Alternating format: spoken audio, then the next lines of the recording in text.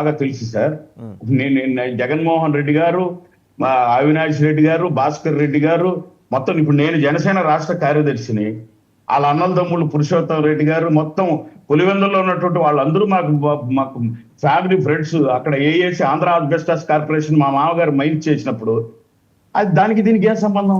బంధుత్వం గురించి మాట్లాడుతున్నాను, ఫ్రెండ్షిప్ గురించి కాదు, బంధుత్వం గురించి మాట్లాడుతున్నాను. నేను ప్రభుత్వం గురించి దానికి ఏం చెప్తారు? ఆయనకి ఏమీ అవసరం లేక అంత మాత్రాన అయిపోతారా? అదే కదా మేము అడుగుతున్నాం. మరి మీ విజయసాయి రెడ్డి ఏం చెప్పాడని చెప్పి. ఎవరు Vijayasai Reddy? Sorry come again. ఎవరు విజయసాయి రెడ్డి? మా విజయసాయి రెడ్డి అయితే కాదండి, మా విజయసాయి రెడ్డి అయితే కాదు. వైసీపీ వాళ్ళని అడగండి, వైసీపీ వాళ్ళని అడగండి సార్. మీరు అట్లా మీ విజయసాయి రెడ్డి అంటే నేను జగన్మోహన్ రెడ్డి గారి గురించి మాట్లాడుతున్నాను, మీరు కూడా అర్థం చేసుకోవాలి. విజయసాయి రెడ్డి అంటే ఆయన అమ్ముడు పోయినాడు. ఇప్పుడు ఆయన కొనేసింది. మరి కొనే సత్తా అంటే ఇంత దరిద్రం ఎందుకు సార్? నిన్నే కొనేసేవాళ్ళు కదా నీ రేటు చెప్పుకుంటే.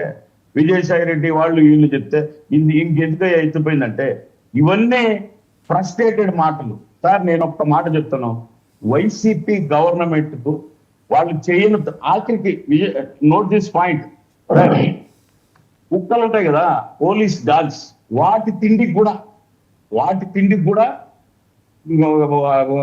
అవినీతిలో పాల్గొన్నటువంటి గవర్నమెంట్ ఇది. ఇంకేం లేదు, మొత్తం సరౌండింగ్ చుట్టేస్తున్నారు, అన్ని బయటికి తీస్తున్నారు. ఎన్డీఏ గవర్నమెంట్ ప్రతి ఒక్కటి అంటే ఆఖరికి కుక్కలకు పెట్టే ఆహారం కూడా అవినీతి చేసినటువంటి గవర్నమెంట్. అలాగే let me finish last that.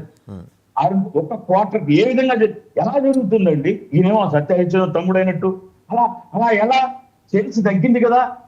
ఇది ఒక పెద్ద నటిస్తున్నాడు. నేను అడుగుతుంది, మొదటి రోజు నుంచి మీతో కూడా నేను 3 times పాల్గొన్నా లిక్కర్ స్కామ్ మీద.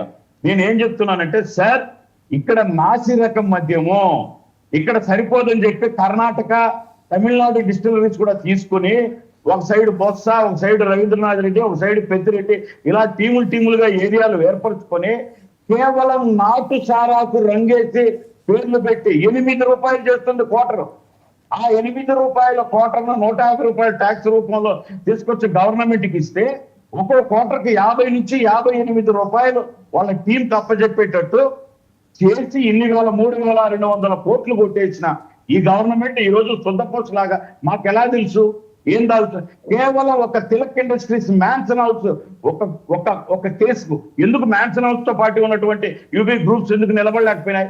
వాళ్ళు ఆ విధంగా ఒప్పుకోలేకపోయినారు. కానీ మ్యాన్సన్ హౌస్ ఒప్పుకుంటే ఒక కేసుకి 20 రూపాయలు. ఈరోజు మ్యాన్సన్ హౌస్ వాళ్ళు ప్రాథమిక టోటల్ చెప్తున్నారు కదా, ఒక కేసుకి 20 రూపాయలు. అక్కడే 285 కోట్లు వచ్చింది ఒక బ్రాండ్, ఒక మ్యాన్సన్ హౌస్ నడిపినందుకు. మరి ఇలాంటివన్నీ లెక్కలు ఉన్నాయి కదా. రైట్, మళ్ళీ మీ దగ్గరకు వస్తానండి. ఒకసారి వెంకటరెడ్డి గారి దగ్గరికి వెళ్దాము. వెంకటరెడ్డి గారి దగ్గరికి వెళ్లే ముందు జగన్మోహన్ రెడ్డి గారు ఉర్సా భూములు, లూలు వాటి గురించి కూడా మాట్లాడారు నిన్న. ఒకసారి అది కూడా చూద్దాం, ఆయన ఏం మాట్లాడారో చూసి. ఉర్సా దానికి సంబంధించి ఉర్సా అంట, ఊరు పేరు లేని ఉర్సా, ఎప్పుడన్నా పేరు విన్నారా? ఉర్సా అనే సంస్థ అంట, ఊరు పేరు లేని సంస్థకు విశాఖ